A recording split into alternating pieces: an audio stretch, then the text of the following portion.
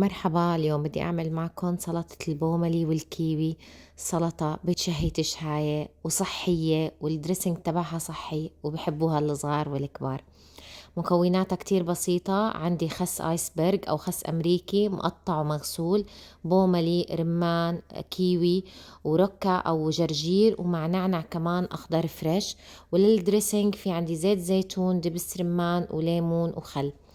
رح أبلش معكم بالدريسنج. عندي زيت زيتون، حطيت معلقة كبيرة خل، وحطيت ملح، وحطيت عصير ليمون. طبعا انتوا بتقدروا تتحكموا بكمية المكونات قد ما بتحبوه حامض.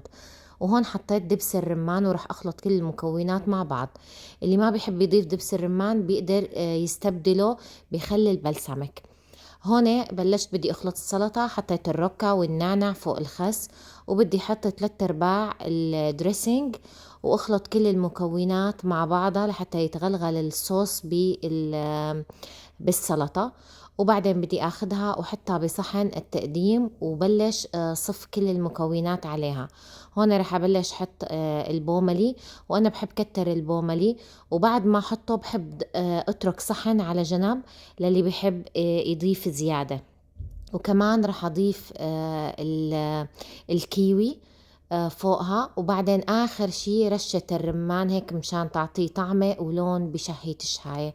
وآخر شي حطيت الدريسنج اللي بقى. وشوفوا لي هالمنظر، تحفة فنية عن جد، كانت بتشهي تشهاية. الوصفة بنهاية الفيديو. صحتين وألف عافية.